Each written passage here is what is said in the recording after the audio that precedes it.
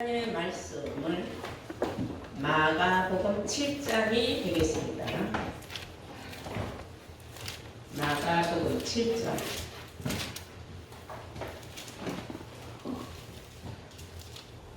찾으신 줄 믿고 31절부터 공독을 하겠습니다.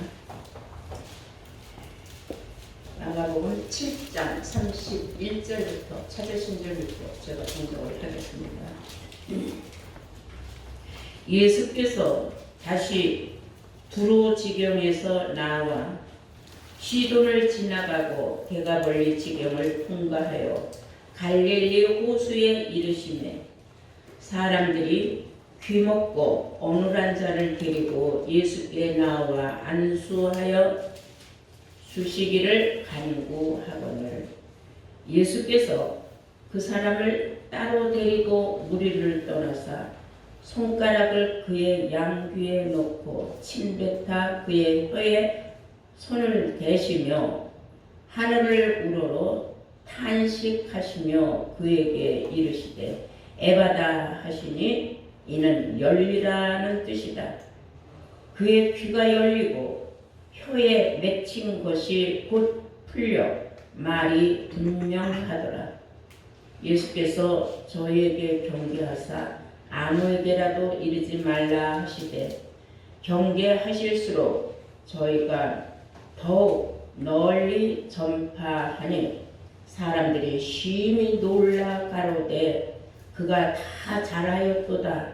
귀머거리도 듣게 하고 벙어리도 말하게 한다 하니라. 아멘. 네, 오늘 허락하신 말씀은 마가복음 7장 31절에서 37절의 말씀으로 제목은 에바다의 손가락, 에바다의 손가락 이라는 뜻으로 오늘 말씀을 준비하도록 하겠습니다. 에바다라는 것은 열리다라는 뜻이에요. 닫혔던 것이 열렸다, 막혔던 것이 뚫어졌다 했을 적에 열렸다 이런 뜻으로 말을 합니다. 주님께서 하신 그 기적은 이루 말할 수 없이 많이 있습니다만 주님의 지혜는 또 입으로만 나오는 것이 아니라 때로는 손가락으로도 때로는 글로도 예수님께서는 하나님의 능력을 나타내셨습니다.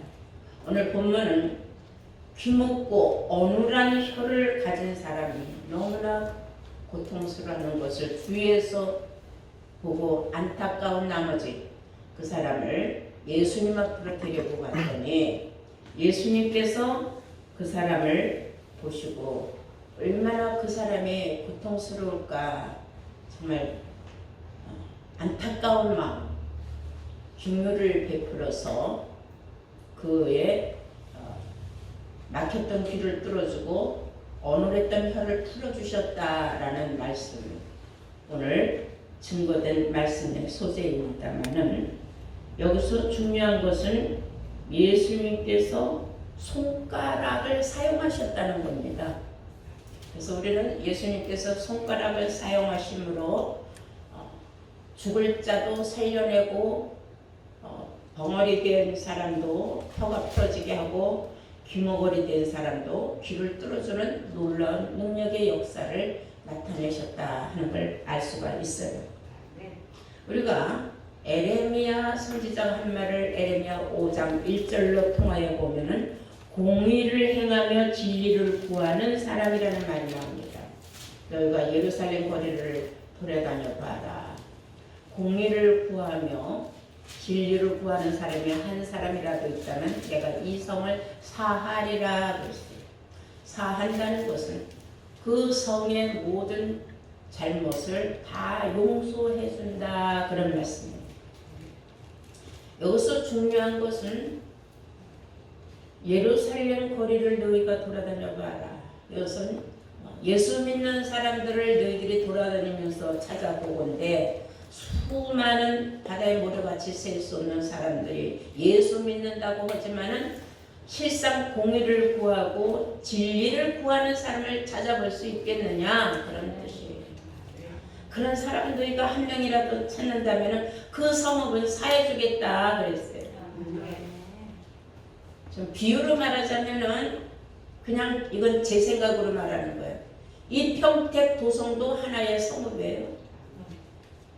아무리 돌아다녀도 공의와 진리를 구하는 사람은 없지만은 지금 우리 이 평택 새벽교회에서는 진리를 구하는 자들로만 이 자리가 가득 차 있는 줄로 믿습니다. 네. 그러면 이 성은 구원 받을까요? 안 받을까요? 구원을 받게 될 사람. 누구 때문에? 한 사람만 찾아도 구원을 시켜준다는데 이렇게 많은 사람들이 있으니 하나님께서 약속을 지켜주실 줄로 믿습니다. 네. 그래서 공의라는 것은 공평하다라는 뜻이에요. 공평하다라는 뜻은 어떤 의미에서 말이 나오느냐면 무엇이 선인지 무엇이 악인지를 옳게 분별하는 것을 공의라고 하는 겁니다.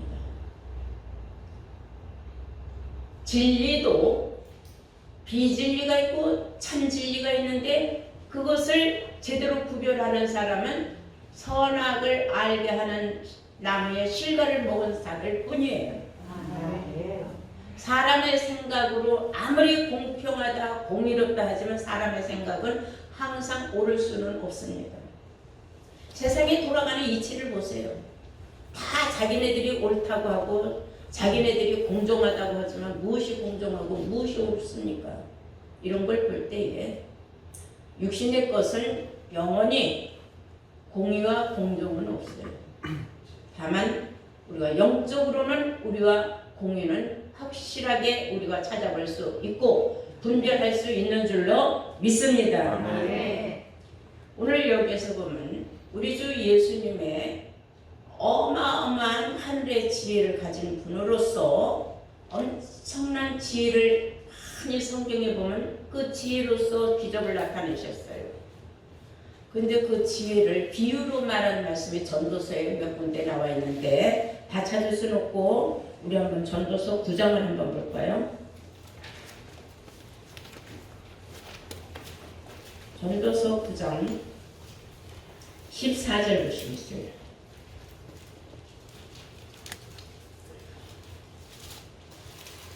곧 어떤 작고 인구가 많지 않은 성읍에 큰 임금이 와서 에워싸고 큰 흉복을 쌓고 흉한 벽 흉복을 쌓고 치고자 할 때에 그 성 가운데에 가난한 지혜자 그 성읍 가운데에는 가난한 지혜자가 있어서 그 지혜로 그 성읍을 건진 것이라.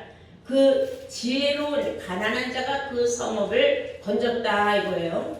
우리가 좀 전에 에레미야 5장 1절에 진리와 공의를 구하는 사람 한 사람만 있어도 그 성읍을 구해준다고 하지 않았습니까? 네, 그 말씀하고 맥락이 맞아요. 이 가난한 자를 기억하는 사람은 없도다. 그러나 자기네들이 왜 구원받는지를 모른다는 거예요. 그 가난하지만은 지혜자가 있었기 때문에 구원함을 받았다는 것을 깨닫지 못했다 그 말이에요. 그러므로 내가 이르기를 16절에 지혜가 힘보다 낫지만은 그 말이에요. 지혜가 힘보다는 낫다마는 가난한 자의 지혜가 멸시를 받고 그 말이 신청되지 아니한다 하였노라. 그 가난한 자의 지혜로 세상도 구원할 수 있고 성읍도 구원할 수 있지만은 그 가난한 자라는 그 힘은 권세와 능력 있는 자를 능가할 수 없다 그 말이에요. 이건 세상의 이치가 그렇다. 여러분들이 엄청난 하늘의 지혜를 받았지만 그것은 아는 사람끼리 저 사람이 엄청난 지혜를 받은 사람이라고 알아줄 수는 있지만은 세상 사람들은 여러분들의 육신적인 겉모습만 보는 거예요. 저 사람이 집이 있느냐, 몇 평짜리 사느냐, 옷은 좋은 걸 입었느냐, 차는 좋은 거 타느냐 이런 것만 본다 이거예요. 세상의 이치가 그렇다는 뜻이에요. 오죽하면 예수님은 마태복음 5장 2절에 심령이 가난한 자는 복이 있느니 천국이 설 것이며 그랬어요. 마음이 가난한 자라는 것은 이 세상에 마음이 가난하다. 무슨 마음이 가난하냐? 우리는 마음이 깨끗하다는 거예요. 진리의 말씀을 착착 받아들일 수 있는 깨끗함. 내 마음이 부자인 사람은 마음속에 오만 잡탕 세상 것으로 가득 차 있어갖고 진리의 말씀에 들어갈 길이 없어요. 그래서 그 사람들에게는 육신적으로는 부자고 영적으로는 지저분한 걸 잔뜩 갖고 있지만 결국은 그들에게는 천국이 허락되지 않았다는 뜻인 줄로 믿습니다. 하나 더 볼까요? 전도서 4장을 보시겠어요? 전도서 4장 13절 보시면 가난하여도 그랬어요. 가난하여도 지혜로운 소녀는 늙고 둔하여 간암을 받을 줄 모르는 왕보다 낫다.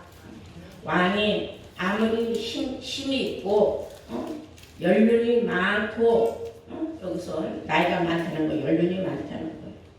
둔에 빠졌지만은 고집이 세서 남의 말을 듣지 않는 그런 왕보다는 가난해도 지혜 있는 소년이 훨씬 낫다 그 말이에요.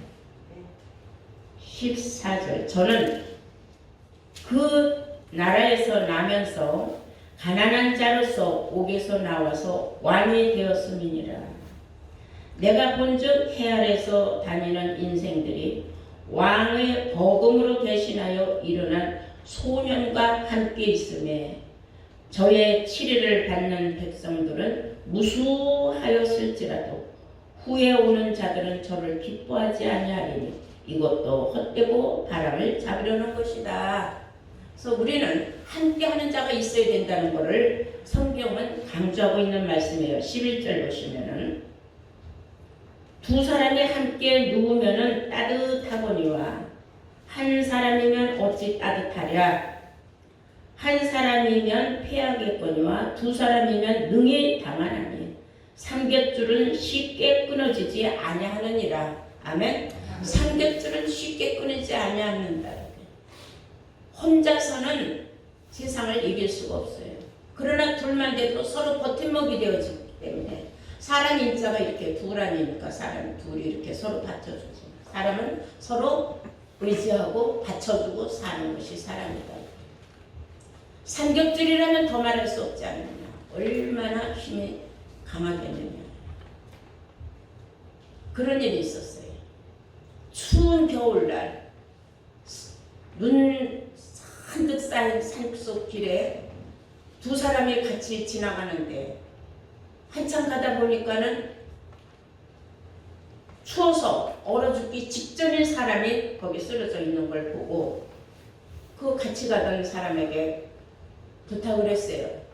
우리 저 사람 데리고 같이 갑시다. 죽진 않았으니 데리고 갑시다. 했더니 한 사람이 무슨 말이냐고 우리가 갈 길이 바쁜데 안 된다고 확 뿌리치고 그 사람 먼저 앞질러 갔어요. 이 사람은 도저히 자기 양심상 아직 죽지 않은 그 사람을 놔두고 갈 수가 없어서 그 사람을 일으켜서 자기가 어깨에다 그 사람을 걸치고 그냥 조금 느려도 더뎌도 같이 가는데 그 사람이 조금씩 이제 기운을 차려가면서 이 사람의 체온을 받으면서 서로 간에 이제 체온을 주고받는 거예요. 한참 가다 보니까 한 10리쯤 가다가 보니까는 한 사람이 죽어 있는 거예요. 가서 보니까 같이 동행했던 그 사람이 죽어 있는 시체가 된 거예요. 얼어서. 그걸 봤을 때에 우리가 깨달음이 뭡니까? 나만 살자고 가는 혼자서 독불장군으로 살자고 하는 것보다는 함께 같이 살자고 함께 동행하는 것이 얼마나 아름다운 일이에요. 서로의 생명도 지켜준다는 거예요. 두 사람은 서로가 체온을 나눴지만 그 한 사람은 체온을 나눌 사람이 없었기 때문에 죽었다는 겁니다. 정말로 지혜가 있다면 나만 잘 먹고 잘 살겠다는 생각보다는 함께, 그렇죠? 우리 교회도 마찬가지예요. 합력하여 선을 이룬다는 말을 여러분들은 너무 많이 들었어요.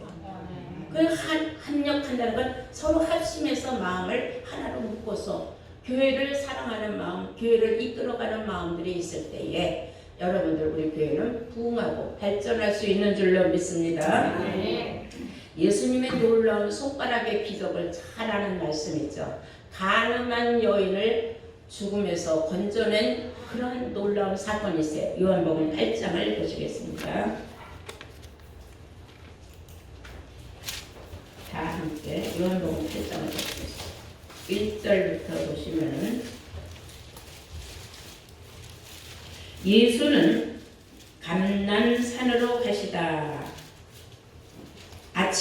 다시 성전으로 들어오시니 백성이 다 나오는지라 앉으사 저희를 가르치시더니 서기관들과 바리새인들이 간음 중에 잡힌 여자를 끌고 와서 가운데 세우고 예수께 말하되 선생이여 이 여자가 간음하다가 현장에서 잡혔나이다.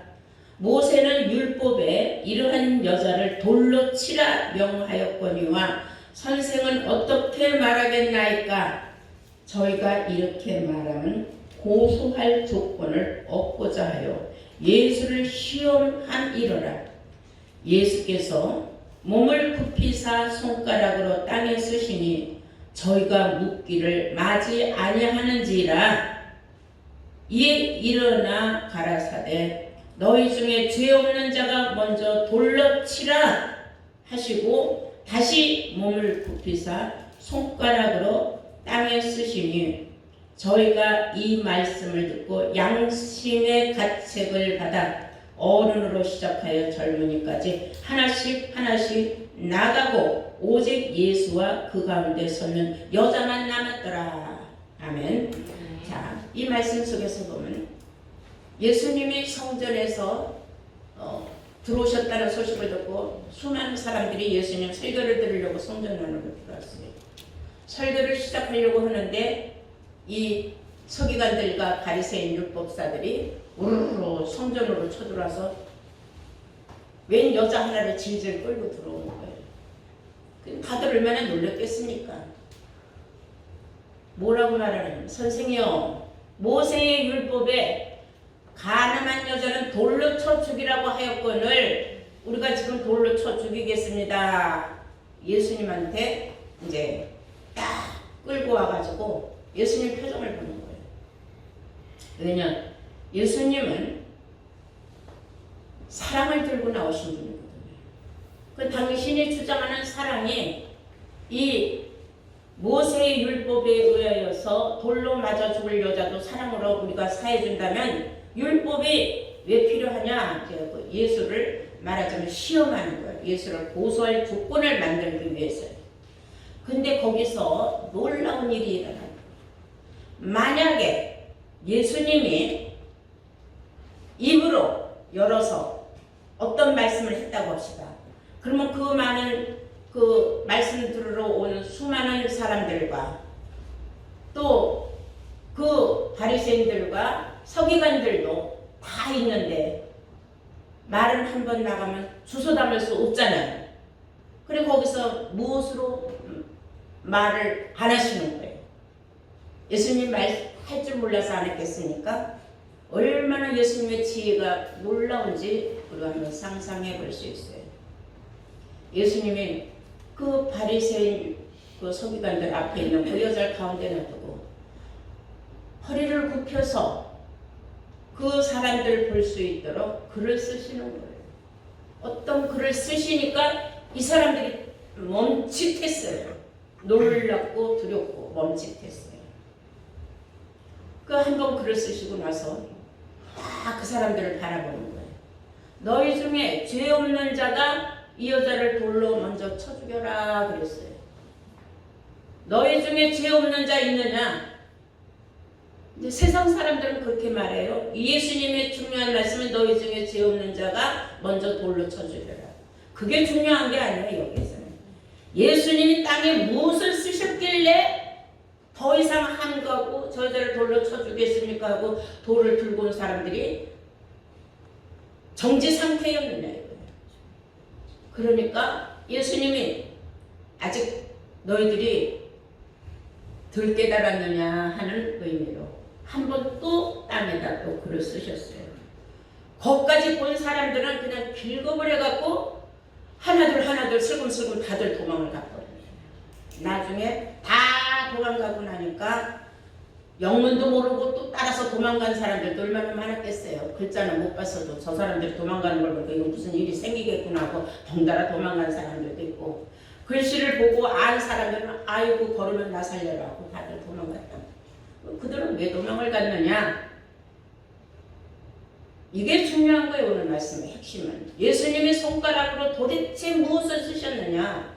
그 쓰신 그 내용이 중요한 거예요. 이 사람들은 바리새인 율법사 서기관들은 뭘 들고 나왔어요? 예수님한테? 모세의 율법을 들고 나왔어요. 말하지 않습니까? 우리는 이 여자가 현장에서 잡았습니다. 가늠하고 있는 그 현장을 우리가 덮쳤습니다. 빼도 박도 못합니다. 이 여자는 우리 예수가 끌고 왔습니다. 그랬어요. 그리고 하는 말이 모세의 율법에 이런 여자를 돌로 치라 명하였습니다. 선생은 어떻게 할 겁니까? 물어봤을 때에 예수님이 한과도 말 한마디 안 하고 땅에 도대체 무엇이라고 썼느냐. 이 사람이 들고 나온 율법에는 율법이 약이에요. 자, 우리 한번 그 예수님은 어떠한 율법을 들고 나오셨는가 우리 한번 보겠습니다. 레위기를 보시겠어요. 레위기 20장입니다.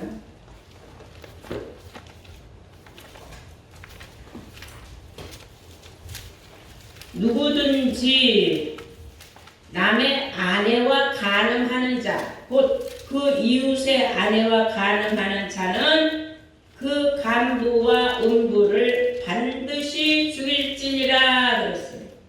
자, 자세히 보세요. 누구든지 남의 아내와 간음하는 자, 곧 그 이웃의 아내와 간음한 자는 그 간부와 음부, 다시 말해서 남자, 여자, 예? 이 불륜을 저지른 이 남자와 여자, 상대성이 있죠. 반드시 죽일지라. 모세의 율법에 사회 정화를 위해서 불륜을 저지를 수 없도록 이런 무서운 율법을 만들었어요. 근데 이 사람들은 누구만 데리고 왔어요? 여자, 힘없는 여자만 데리고 왔어요.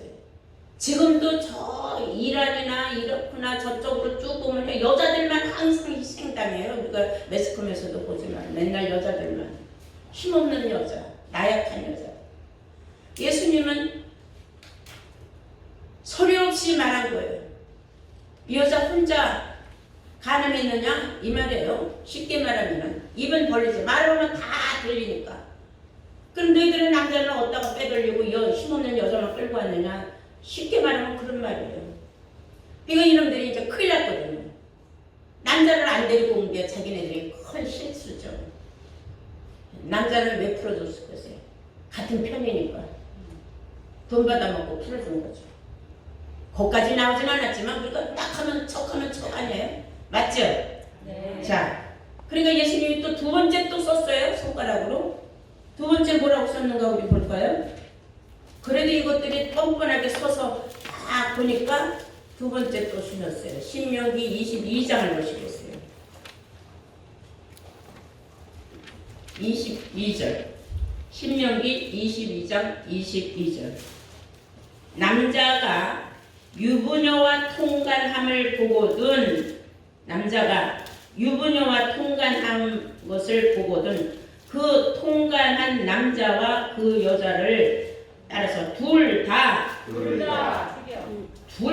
그랬지 하나만이라 그랬어요? 둘 다라 그랬어요. 죽여, 둘 다 죽여 이스라엘 중에 악을 제할지라. 이스라엘 중에 악을 제하라 그랬어요. 둘 다 죽여서 이스라엘 속에 법을 지키라 그 말에 악을 지키라는 건 못된 짓거리 하는 것들한테 본을 보여줘라 그 말이에요. 두 번째 말까지 들었을 때 이 사람들이 큰일 났거든요. 그럼 이제 말이라는 건 무서운 거 아닙니까? 왜 남자는 안 붙잡아서 저것들 남자한테 얼마를 받아먹은 거야? 혼자 수근수근들 되겠죠 사람들이. 그러니까 이 사람들이 걸음에 날 살려라고 뒤로 슬금슬 내보다가 그냥 다 36개 도망들을 다 갖고 와는 거예요. 예수님의 그 얼마나 놀라운 지혜자입니까? 입을 벌려서 야 이 나쁜 놈의 새끼들아 니네들이 만약에 말이야 이 여자 혼자 했냐? 그 남자를 어디다가 빼돌렸어? 너희들 돈 얼마 받아먹었어? 막 이렇게 되면 얼마나 도성에 다 시끌시끌하고 소문이 어마어마하게 퍼졌을 거 아니에요. 근데 아무 말 안 하고 글씨 썼을까? 본 사람들만 하나둘 도망가니까 못 본 사람도 남들이 도망가니까 동달아 도망가고 하다 보니까 다 다 도망가고 이 자리에 있으면 무슨 큰일 나는 줄 알고. 그러니까 예수님이 남아있는 그 여자를 보고 불쌍히 여기지 않겠습니까? 그들도 지네들도 사람이니까 율법으로 대항하니까 너무 놀란 나머지 가슴이 얼마나 콩닥콩닥 떼겠습니까? 양심의 가책을 느꼈다 그랬어요. 그래서 구절에 보니까 저희가 이 말씀을 듣고 양심의 가책을 받아 어른으로 시작하여 젊은이까지 하나씩 나가고 오직 예수와 그 가운데 서는 여자만 남았더라. 예수께서 일어나서 여자 외에 아무도 없는 것을 보시고 이르시되 여자여 너를 고소하던 그들은 다 어디 있느냐? 너를 정죄한 자가 없느냐? 대답하여 주여 없나이다. 예수께서 가라사대 나도 너를 정죄하지 아니하노니 가서 다시는 죄를 범하지 마라. 다시는 죄를 범하지 말라. 그랬어요. 예수님 시대는 그때는 법이 혼동된 시대예요. 율법은 율법대로 성행했고 예수님은 율법을 마치러 왔지만은 아직은 율법이 완전히 맞춰지지 않았어요. 언제 맞춰졌어요? 예수님이 십자가에 못 박힌 이후에 완전히 맞춰진 거예요. 예수님이 십자가에 못 박힌 것은 율법을 폐하기 위해서 예수님이 십자가에 못 박혀 돌아가신 겁니다. 그러니 그 이제는 율법이 성행하는 거예요. 중요한 것은 이 여자가 간음을 했느냐 안 했느냐 이런 것이 중요한 게 아니라 그 당시 바리새의 율법사들은 예수님을 어떻게든지 걸고 넘어져 갖고 십자가에 매달을 그런 궁리만 하고 있었다는 거예요. 예수님을 하나님의 아들로 인정하지 않았기 때문에 이게 엄청난 거예요. 그러면은 이때는 구약의 율법을 인용한 시대였지만은 우리 시대에 와서는 육신적인 그런 율법을 우리에게 해당되는 게 아니라 영적으로 우리가 알아야 돼요. 영적인 말씀. 구약시대에는 육신적으로 저렇게 형벌을 돌로 쳐 죽이고 했지만 예수님이 오시고 나서는 율법을 폐했기 때문에 지금 우리가 지켜야 할 것은 우리가 지키지 않는 건 무엇이냐? 우리가 성경을 통하여 하는 거예요. 다 함께 마태복음 12장을 보시겠습니다.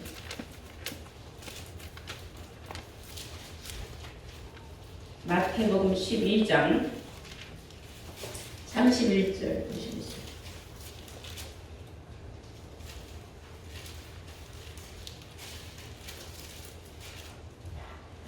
그러므로 내가 너에게 이르노니 사람의 모든 죄와 해방은 사심을 얻되 성령을 해방하는 것은 사심을 얻지 못하느니라.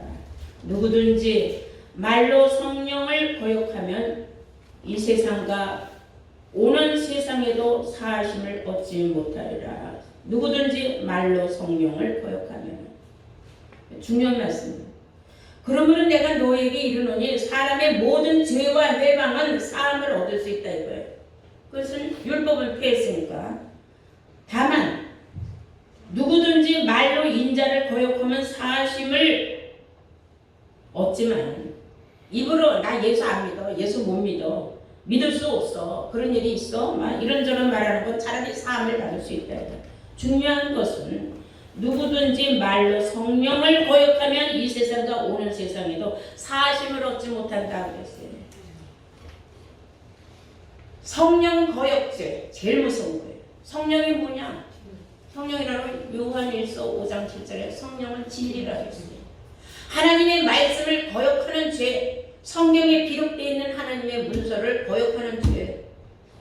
차라리 예수가 어쩌고 저쩌고 입으로 떠드는 건 괜찮다 이거예요. 그러나 기록된 하나님의 말씀, 이 문서를 거역하는 것은 지금 세상뿐만 아니라 앞으로 오는 세상에서도 사함을 받을 수 없다 그랬어요. 그리고 더 무서운 말씀이 하나 있는데 우리 한번 야고보서 4장을 보시겠습니다.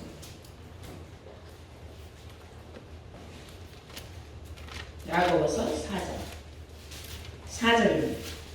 간음하는 여자들이요 그랬어요. 자, 구약 시대에 간음하는 사람은 무조건 하고 다 뭐로 쳐 죽인다? 돌로 쳐 죽인다 그랬어요. 그러면 신약 시대에 와서는 돌로 쳐 죽이는 일이 있을까요? 없을까요? 없어요.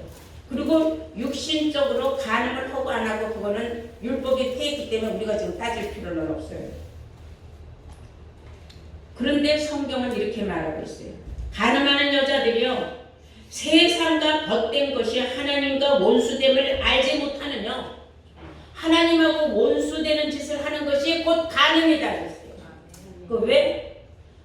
이사야서 54장 4절에 보시면 너를 지으신 자 하나님은 네 남편이라고 하였습니다.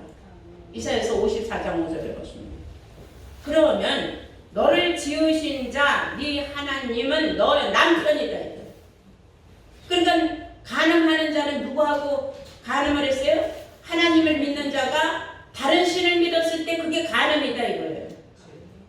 그거는 하나님을 배반한 거고 하나님을 배신한 거기 때문에 그건 뭐에 해당한다? 예, 그거는 간음죄에 해당한다. 육신적인 간음죄가 아니라 영적인 간음죄가 되는 줄로 믿습니다. 그리고 하는 말씀이 간음하는 여자들이요, 세상과 벗된 것이 하나님의 원수임을 알지 못하느며, 그런즉 누구든지 세상과 벗이 되고자 하는 자는 스스로 하나님과 원수되게 하는 것이라. 세상과 벗하는 것 또한 하나님하고 원수되는 것이다.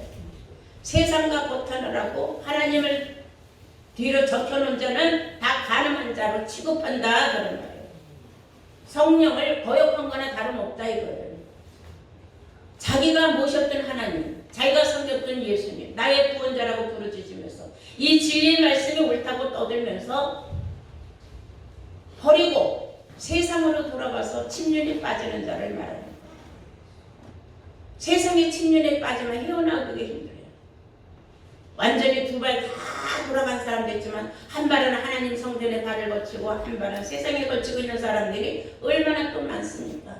구원은 받아야겠고 세상도 너무나 좋고, 그러니까 왔다 갔다 하는 거야. 발 하나는 세상에, 하나는 하나님 전에 걸쳐놓고 있는 사람. 성경은 다 똑같이 뭐로 봐요? 다 그렇게 보는 겁니다. 가늠한 자로 본다는 사실을 우리는 알아야 될 줄로 믿습니다. 아멘. 우리는 어떤 일에서도 영적인 가늠하는 자, 하나님과 원수가 되는 일을 하지 않아야 될 줄로 믿습니다. 네, 그러므로 오늘 우리가 성경 오늘 본문을 읽고 마치도록 하겠습니다. 마가복음 7장 보시겠습니다. 31절. 예수께서 다시 두로 지경에서 나와 시도를 지나고 해가 벌려 지경을 통과하여 갈릴리 호수에 이르시매 사람들이 귀먹고 어눌한 자를 데리고 예수께 나와 안수하여 주시기를 간구하거늘 예수께서 그 사람을 따라 데리고 무리를 떠나서 손가락을 그의 양귀에 넣고 침뱉아 그의 혀에 손을 대시며 하늘을 우러러 탄식을 하시며 그에게 이르시되 에바다 하시니 이는 열리라는 뜻이다. 그의 귀가 열리고 그의 혀에 맺힌 것이 곧 풀려 말이 분명하더라. 예수께서 저희에게 경계하사 아무에게나 이르지 말라 하시기를 경계하실수록 저희가 더욱 널리 선포하니 하지 말라는 거 더 많이 하는 거예요. 나가서 떠들지 말라고 하는데 막 더 떠드는 거예요. 야, 그 귀머거리 귀열져서 말도 떼떼떼대서 무슨 얘기인지 하나도 못 알아듣고 그냥 그 혀가 오르라니까. 그 떼떼떼떼 해도 혀가 그냥 정확하게 발음이 정확하게 말을 해서 하나님 말씀을 전파할 수 있는 그런 능력을 가지고 있는 거예요. 여러분, 우리 모두 다 에바다의 기적을 받은 사람들입니다. 저는 하나님 말씀을 알아듣던 귀머거리였어요. 하나님 말씀은 어디 뭐가 있는지도 전혀 몰라서 말씀은 진짜 너무나 우리가 벙어리가 됐어요. 이 말씀의 말씀을 듣고 에바다의 기적을 받고 보니까 우리 벙어리가 풀려가고 어디 가든지 하나님의 말씀을 아주 능력 있게 확실하게 진리 가운데로 수많은 사람들을 인도할 수 있는 능력을 갖게 된 줄로 믿습니다. 여러분들 모두가 하나님 앞에 항상 감사하며 에바다의 그 놀라운 기적을 우리가 모두 받았다는 것에 감사하는 복된 자들로 거듭나시기를 주의 이름으로 축원합니다.